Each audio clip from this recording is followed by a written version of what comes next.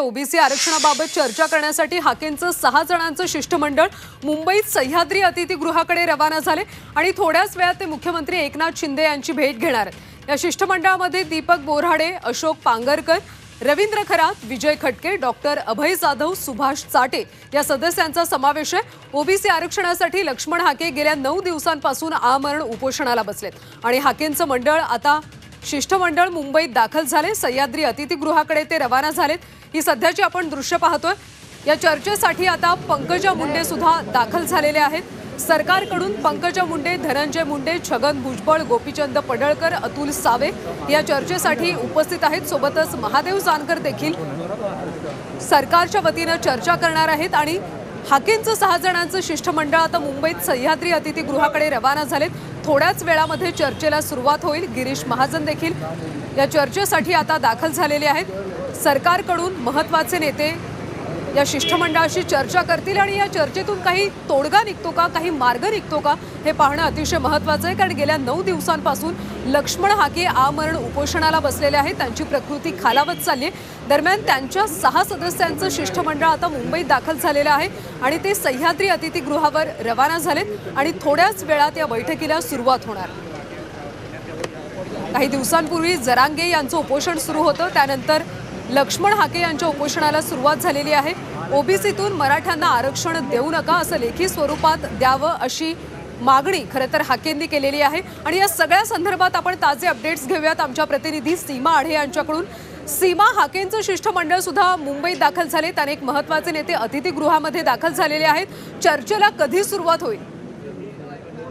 नक्कीच मुख्यमंत्री एकनाथ शिंदे त्याचसोबत दोन्ही उपमुख्यमंत्र्यांची आज ओबीसी शिष्टमंडळ भेट घेणार आहे आणि या बैठकीसाठी जे नेते आहेत, ओबीसी समाजाचे जे नेते आहेत सगळे या ठिकाणी दाखल झालेत। मंत्री छगन भुजबळ, त्याचसोबत गोपीचंद पडळकर, पंकजा मुंडे आदी नेते या ठिकाणी दाखल झालेत। खरं तर प्रामुख्याने आपण जर बघायला गेलं तर सध्या 2 समाजात तेढ निर्माण होईल अशी परिस्थिती राज्यामध्ये निर्माण झालेली आहे। दिवसेंदिवस ही परिस्थिती चिघळत चाललेली आहे। त्यामुळे कुठेतरी ही परिस्थिती थांबावी, त्यासाठी आता सरकारकडनं कोणते प्रयत्न हे खरं तर केले जातात हे बघणं महत्त्वाचं असेल। प्रामुख्यानं हाकेंनी ज्या काही मागण्या केलेल्या आहेत त्या मागण्यांवरती आज या ठिकाणी चर्चा केली जाईल। ओबीसी नेते छगन भुजबळ, पंकजा मुंडे यांनी सुद्धा आतापर्यंत आपापली भूमिका मांडलेलीच आहे आणि आज समाजाचे नक्की कोणते प्रश्न आहेत, प्रामुख्यानं कोणकोणत्या मागण्या आहेत त्या मागण्या या ठिकाणी आज मांडल्या जातील आणि त्यावरती आज चर्चा केली जाईल। हाकेंचं आंदोलन हे सुरूच आहे। आपल्याला माहिती आहे की मनोज जरांगे पाटील सुद्धा आता माध्यमांशी बोलताना एकमेकांवरती हे दोन्ही आंदोलनकर्ते टीका करतात। यामुळे दोन्ही समाजामध्ये एक वेगळा संदेश जातो आणि त्यामुळे महाराष्ट्रामध्ये खरं तर तेढ निर्माण होईल या दोन्ही समाजामध्ये आणि हे कुठेतरी थांबलं पाहिजे। यासाठी नक्की आजच्या बैठकीमध्ये सरकारकडनं कोणते प्रयत्न केले जातात हे बघणं महत्त्वाचं असेल।